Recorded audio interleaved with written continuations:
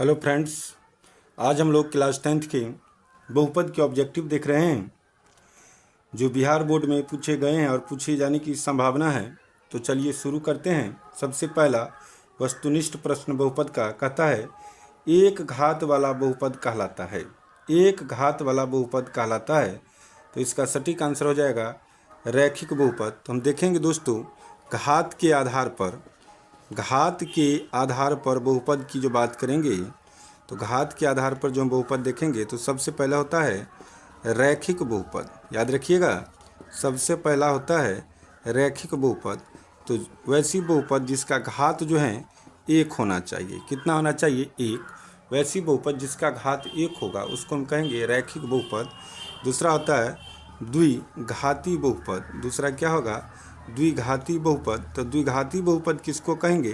तो जिस बहुपद की घात जो है दो होना चाहिए, दो हो, उसको हम कहेंगे द्विघाती बहुपद। इसके बाद आएगा त्रिघाती बहुपद। त्रिघाती बहुपद, तो त्रिघाती बहुपद किसको कहेंगे? तो जिस बहुपद की घात कितना हो? तीन हो, उसको हम कहेंगे त्रिघाती बहुपद।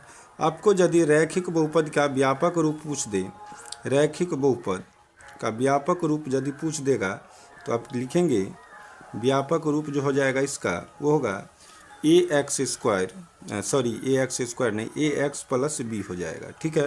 और उसी तरह द्विघात बहुपद का यदि व्यापक रूप आपको पूछेगा, द्विघात बहुपद उसका व्यापक रूप यदि पूछ देगा तो आप क्या बताएंगे?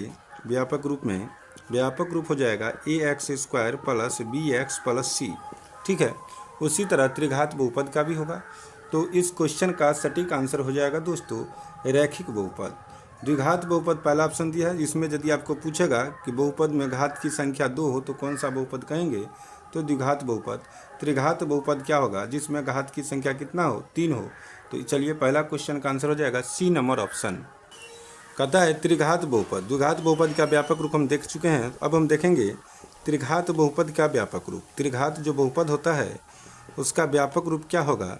तो इसका व्यापक रूप हो जाएगा दोस्तों ax³ plus bx square plus cx plus d। ठीक है, ये क्या होगा? त्रिघात बहुपद का व्यापक रूप होगा। तो चलिए दूसरा क्वेश्चन कहता है निम्नलिखित में से त्रिघात बहुपद की सबसे व्यापक रूप है। तो इसका ऑप्शन पहला है ax square plus bx plus c। ये तो क्या है? अब ये बताएं आपको, ये जो है द्विघात बहुपद का व्यापक रूप है। इसके बाद बी नंबर कहता है ax³ plus bx square plus cx plus d। ये क्या है? ax³ plus bx square plus cx plus d। ये क्या है? त्रिघात बहुपद का व्यापक रूप है, जहाँ क्या होता है a does not equal to 0 होता है। ठीक है। तो इसमें कंडीशन भी दिया है a does not equal to 0, तो इसका भी ऑप्शन क्या हो जाएगा? बी नंबर आंसर हो जाएगा। ठीक है। इसके बाद तीसरा क्वेश्चन क्या कहते हैं दोस्तों? तीसरा क्वेश्चन की हम बात करेंगे। तो तीसरा क्वेश्चन कहता है यदि बहुपद g ऑफ x कितना दिया गया है? देखिए g ऑफ x आपको दिया है 3x square minus 7x plus 2। ठीक है। तो हमको मान कितना निकालना है? g ऑफ -1 का। तो -1 का मान निकालना है, इसका मतलब x के जगह पे -1 डालना है। कितना डालना है? x के जगह पे -1 डालना है। इसके बाद इसका मान निकालना है, तो 3 डाल दिए इसमें, x के जगह पे -1, तो -1 का स्क्वायर कितना होगा? +1 होगा।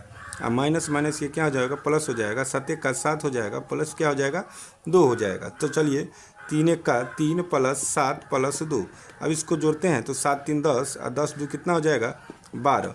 अब देखिए ऑप्शन नंबर कितना है? 12। तो ऑप्शन नंबर बी है इसका क्या? 12। तो इसका आंसर हो जाएगा ऑप्शन नंबर बी हो जाएगा सटीक आंसर। ठीक है। इसके बाद हम 4 नंबर क्वेश्चन देखते हैं। 4 नंबर क्वेश्चन क्या कहता है? बहुपद एक्स स्क्वायर माइनस 16 के शून्यक होगा। एक्स स्क्वायर माइनस 16 के शून्यक क्या होगा? तो हम शून्यक के लिए बराबर क्या कर देंगे? 0 कर देंगे। तो चलिए एक्स स्क्वायर बराबर ये 16 माइनस में इधर जाएगा तो क्या हो जाएगा? प्लस। तो इसीलिए एक्स बराबर क्या हो जाएगा? √16। जब रूट को तोड़ेंगे तो क्या होगा? Plus minus. और 16 का वर्गमूल कितना होगा? 4। तो इसका या तो प्लस होगा +4 या तो -4 होगा, या तो दोनों ऑप्शन होगा तो दोनों होगा। तो चलिए इसमें ऑप्शन देखते हैं, पहला +4 और -4। तो इसका क्या हो जाएगा? ए नंबर ऑप्शन करेक्ट आंसर हो जाएगा। ठीक है। इसके बाद 5 नंबर क्वेश्चन क्या कहता है? देखिए कहता है बहुपद y square minus 3y plus 1। ठीक है। इसके बाद इनटू क्या दिया है? y का पावर 5 माइनस 4y³ इसके बाद है plus Y square plus 3y। इसका क्या कहता है दोस्तों, घात ज्ञात करें। तो ऐसे क्वेश्चन में घबराना नहीं है, अब देख लेना है। ये जो है इंटू से पहले वाले, इसमें जो अधिकतम घात कितना है तो 2 है। इस पद में कितना अधिकतम घात 2 है और इस पद में अधिकतम घात कितना है 5 है ना। तो इसमें अधिकतम घात कितना है 2 है और इसमें कितना अधिकतम घात 5 है। तो दोनों को हम क्या करेंगे दोस्तों, बीच में क्या है इंटू है, बीच में इंटू है माने गुना है, गुना रहेगा तो जोड़ देंगे तो कितना हो जाएगा 7। यदि इस बीच में भाग का चिन्ह रहता, भाग रहता तो क्या करते हम घात को घटा देते, क्या करते घटा देते। तो इसका आंसर हो जाएगा 7। क्या हो जाएगा 7 माने क्या, बी नंबर ऑप्शन हो जाएगा इसका आंसर। इसके बाद 6 नंबर क्वेश्चन कहता है आपको कि बहुपद 3x square plus 8x plus 10 का घात कितना होगा। देखिए 3x square plus 8x plus 10 का घात क्या होगा। तो इसमें देखेंगे बहुपद जो है इसमें जो चर पद का अधिकतम घात कितना है, तो इसमें चर पद जो है क्या देखते हैं हम x है, तो x का अधिकतम घात कितना है दोस्तों, तो x का अधिकतम घात इसमें देखते हैं 2 है, ये वाली टर्म है। तो इसका क्या हो जाएगा, घात बराबर कितना हो जाएगा 2, अर्थात इसका जो आंसर हो जाएगा बी नंबर ऑप्शन हो जाएगा इसका आंसर। ठीक है, इसके बाद हम देखेंगे 7 नंबर क्वेश्चन। आपका 7 नंबर क्वेश्चन क्या कहता है, देखिए 7 नंबर क्वेश्चन कहता है बहुपद 10x माइनस 25 का शून्यक है। तो 10x माइनस 25 का शून्यक क्या होगा, तो बराबर 0 कर देंगे।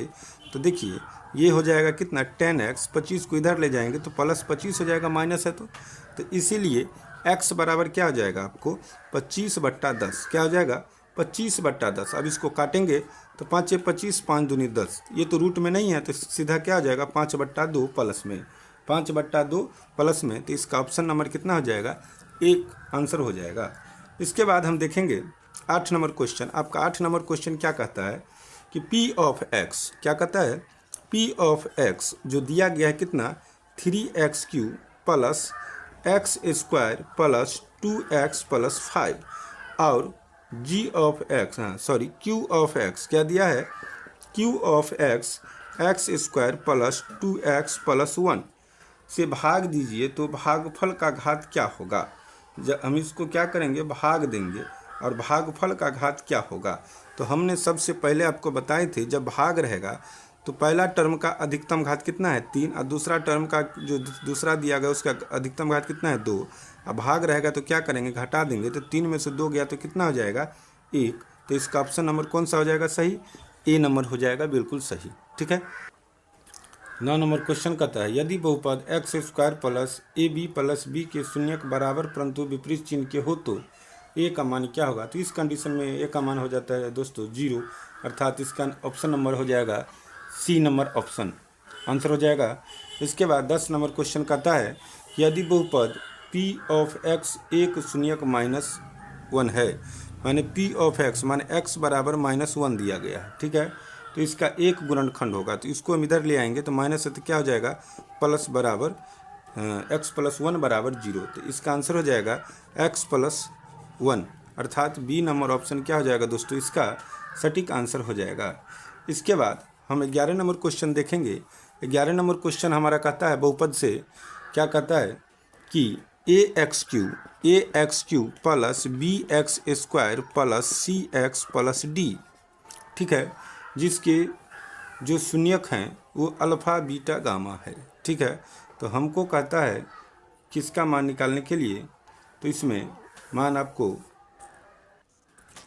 मान कहता है alpha into beta into gamma का मान निकालने के लिए। तो इसका सूत्र होता है दोस्तों -d/a। क्या होता है -d/a। डायरेक्ट ये फार्मूला पूछ दिया गया है तो इसका ऑप्शन हो जाएगा सी नंबर आंसर। ठीक है, इसमें हम सबसे पहले देखेंगे इसमें 3 फार्मूला होता है। पहले होता है शून्यकों का योग alpha plus beta plus gamma, जो क्या होता है -b/a होता है, याद रखिएगा। इसके बाद दूसरा होता है alpha beta plus beta gamma plus gamma alpha, जो क्या होता है c/a होता है। ठीक है ना, तो इसके बाद तीसरा फार्मूला होता है अल्फ़ा बीटा गामा -d/a। त्रिघात बहुपद में ये 3 फार्मूला होता है शून्यक से। इसके बाद नेक्स्ट क्वेश्चन हम देखेंगे 12 नंबर क्वेश्चन कहता है आपको द्विघात बहुपद जो दिया है वो 6x स्क्वायर -7x -3 दिया है, जिसके शून्यक जो है दोस्तों अल्फ़ा बीटा हैं। तो अल्फ़ा प्लस बीटा निकालना है। तो देखिए ए बराबर ए क्या हो जाएगा, यहाँ पे 6 हो जाएगा, बी बराबर -7 और सी बराबर -3, ये हो जाएगा। तो अल्फ़ा प्लस बीटा बराबर क्या होता है सूत्र, -b/a। तो ये हो जाएगा -b के जगह पे -7 और a के जगह पे कितना 6, तो माइनस माइनस प्लस 7/6 कितना हो जाएगा 7/6। तो 7/6 इसका कौन सा ऑप्शन है, ए नंबर ऑप्शन आंसर है। तो इसका आंसर हो जाएगा ए नंबर ऑप्शन आंसर। ठीक है।